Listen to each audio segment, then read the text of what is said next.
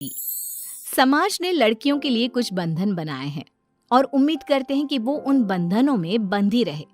लेकिन जब लड़की वो बंधन तोड़ देती है तब वो बेचारी नहीं रहती। ऐसी ही एक कहानी है 25 साल की मेघा की। मेघा की शादी सुबोध से हुई है।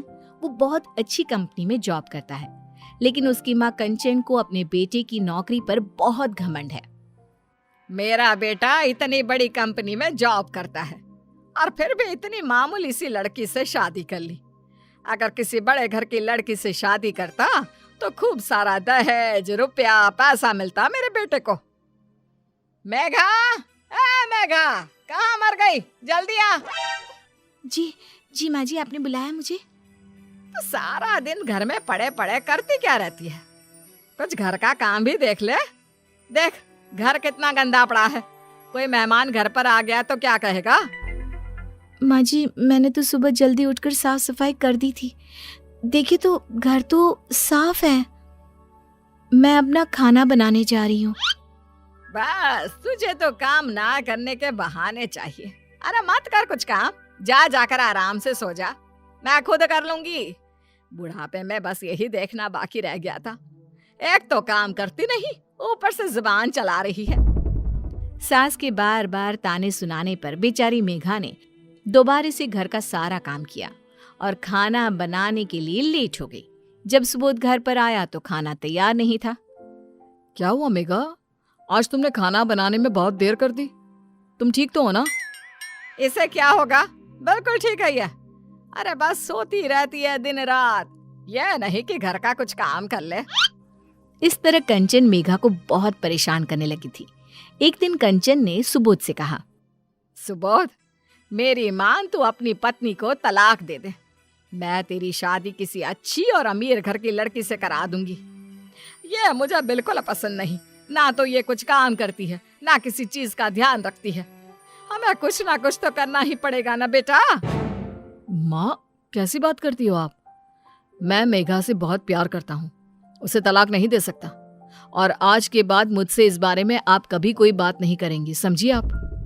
सुबोध गुस्से में वहां से चला जाता है और कंचन सोचने लगती है, इस मेघा नाम की बला ने न जाने क्या जादू कर दिया है मेरे बेटे पर। आज मैं प्रण लेती हूँ कि मेघा को तो इस घर से और अपने बेटे की जिंदगी से निकलवा कर रहूंगी। एक दिन कंचन और सुबोध को पता चलता है कि मेघा माँ बनने वाली है। ये खबर सुनकर कंचन का गुस्सा 7वें आसमान पर होता है और वो सुबोध के मन में नफरत फैलाना शुरू कर देती है। सुबोध बेटा, तुझे मेरी बात पर यकीन तो आएगा नहीं, फिर भी मैं बता देती हूँ कि तेरी बीवी के चाल चलन मुझे कुछ ठीक नहीं लग रहा है। वो घंटों घंटों तक छत पर रहती है और मोहल्ले के लड़कों से बात करती है। माँ, मैं पहले भी बोल चुका हूँ और अब भी बोल रहा हूँ, आपकी बातों पर मुझे यकीन नहीं है। अब कभी आप मुझसे ऐसी बातें नहीं करेंगी। मैं मेघा से प्यार करता हूँ, ये बात आपको क्यों समझ में नहीं आ रही?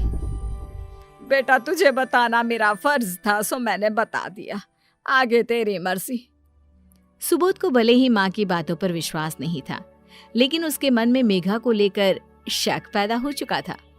सुबोध जब भी काम से घर आता तो कंचन किसी न किसी बहाने मेघा को छत पर भेज देती।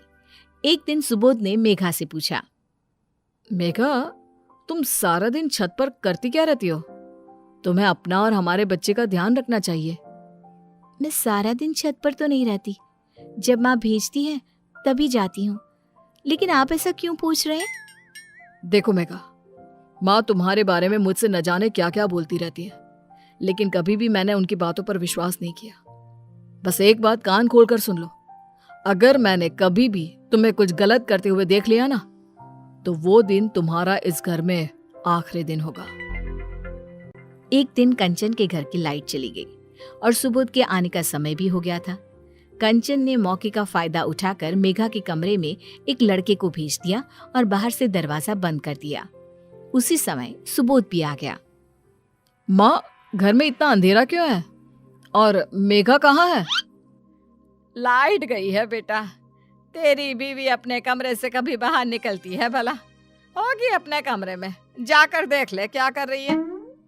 सुबोध अपने कमरे का दरवाजा खोलकर जैसे ही अंदर जाता है, वैसे ही लाइट आ जाती है। कमरे में से एक लड़का निकलकर भाग जाता है। सुबोध गुस्से से मेघा से पूछता है, मेघा, कौन था ये और तुम्हारे साथ कमरे में क्या कर रहा था? मुझे नहीं पता सुबोध, मैंने भी इसे लाइट आने के बाद देखा। कमरे में इतना अंधेरा था कि मुझे कुछ दिखाई नहीं दे रहा था। माँ मुझे हमेशा समझाती रही कि तुम अच्छी नहीं हो, तुम्हारा कई लड़कों के साथ चक्कर चल रहा है, लेकिन मैंने माँ की बात कभी नहीं सुनी। मैंने तुमसे कहा था ना कि अगर ऐसा कभी हुआ तो मैं तुम्हें घर से निकाल दूंगा। सुबोध, ये क्या कहे जा रहे हो? ये सब सच नहीं है। आप मुझ पर शक कर रहे हो? मेघा ने अपनी सफाई में बहुत कुछ कहा, लेकिन सुबोध अपनी माँ के फैलाए जाल में फंस चुका था। उसने अपनी पत्नी की एक भी नहीं सुनी और उसको धक्के मारकर घर से निकाल दिया। अब कंचन का रास्ता साफ था। उसने सुबोध की शादी अमीर घर की लड़की सौम्या से करवा दी, जो अपने साथ बहुत सारा दहेज लाई थी। अब आई है मेरे बेटे के टक्कर की बहू। अच्छा हुआ उस कलमुही से मेरा और मेरे बेटे का पीछा छूट गया। सौम्या और सुबोध की शादी को कई दिन बीत गए। कंचन ने सौम्या को घर के काम में हाथ बटाने के लिए कहा तो सौम्या ने अपनी सास को 4 बातें सुना दी। माँ जी, मैं यहाँ आपके घर का काम करने नहीं आई हूँ। आप तो दिन भर लेटी रहती हो, थोड़ा काम कर लोगी तो आपका कुछ बिगड़ नहीं जाएगा। मुझे वैसे भी दिन भर बहुत काम होते हैं। कंचन को सौम्या की बात सुनकर बहुत बुरा लगा। उसे पहली बार मेघा की याद आई। वो बिना कहे सारे काम कर देती थी। इस तरह सौम्या जब देखो कभी अपनी सास से तो कभी अपने पति से लड़ती रहती। इतने दिन हो गए मुझे इस घर में आए हुए, लेकिन आप दोनों ने मुझे कभी चैन से नहीं रहने दिया। कभी बोलते हो कपड़े धोले, कभी बोलते हो बर्तन धोले। अगर यही सब करवाना था तो कोई नौकरानी ले आते। शादी करने की क्या जरूरत थी आपको? और माँ जी, आपने मुझे बिना ताने मारे कभी कुछ खाने को दिया है? जब देखो ताने मारती रहती हो। पता नहीं मेरे माँ बाप ने कहाँ फंसा दिया मुझे। हे भगवान, कैची की तरह जुबान चलती है इसकी। मेरी पहली वाली बहू तो कुछ नहीं बोलती थी, बस अपने काम से काम रखती थी। वो किसी गरीब घर की बेचारी सी लड़की होगी जिसने आप लोगों को इतनी आसानी से छोड़ दिया। अगर मुझे इस तरह परेशान किया ना तो मैं आप दोनों को जेल की चक्की पिसवा दूंगी। इस तरह सौम्या अपने पति और अपनी सास का जीना हराम कर देती है। सुबोध को ये बात सुनकर ज्यादा परेशानी होती है कि सौम्या कभी माँ नहीं बन पाएगी। एक दिन कंचन अपने बेटे सुबोध से बात कर रही थी। बेटा, तेरी दूसरी पत्नी तो बहुत खतरनाक निकली। मेघा कितनी अच्छी थी, तूने अच्छा नहीं किया उसे घर से निकाल कर। माँ, मेघा सौम्या की तरह बदतमीज नहीं थी, लेकिन उसका चरित्र भी तो अच्छा नहीं था। आप ही तो उसके प्रेम के किस्से सुनाती रहती थी मुझे। अगर उस दिन कमरे में मैं उसे किसी और लड़के के साथ नहीं देखता तो शायद मैं उसकी सच्चाई कभी नहीं जान पाता। नहीं बेटा सुबोध, वो गलत नहीं थी। मैंने ही बार बार तेरे दिल में शक भरा और उस लड़के को मैंने ही पैसे देकर मेघा के कमरे में भेजा था ताकि तू सब कुछ अपनी आंखों से देख ले और उसे घर से निकाल दे। ये बात सुनकर सुबोध को बहुत गुस्सा आया, लेकिन सुबोध कुछ बोल पाता उससे पहले ही सौम्या ने सारी बातें सुन ली थी। छी माँ जी, कितनी घटिया सोच है आपकी। कोई अपनी बहू के साथ ऐसा कैसे कर सकता है? मुझे तो यकीन नहीं हो रहा। अब मैं इस घर में 1 मिनट नहीं रुक सकती। इस तरह सौम्या घर छोड़कर चली जाती है और अपने ससुराल वालों पर घरेलू हिंसा का केस कर देती है। सुबोध को हर महीने खर्चे के रूप में मोटी रकम सौम्या को देनी पड़ती है। इससे उनका अपना खर्चा भी पूरा नहीं हो पाता। मुझे अपने बेटे की नौकरी पर कितना घमंड था, लेकिन अब बेटे की नौकरी के पैसों से भी घर का खर्च चलाना मुश्किल हो रहा है।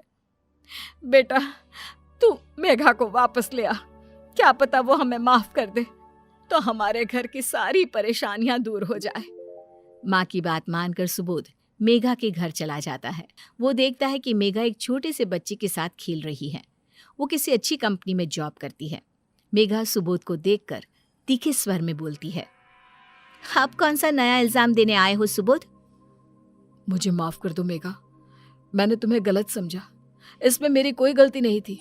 माँ ने मुझे जो दिखाया मैंने वही देखा। मेघा, ये बच्चा हमारा है ना? नहीं सुबोध, ये बच्चा सिर्फ मेरा है।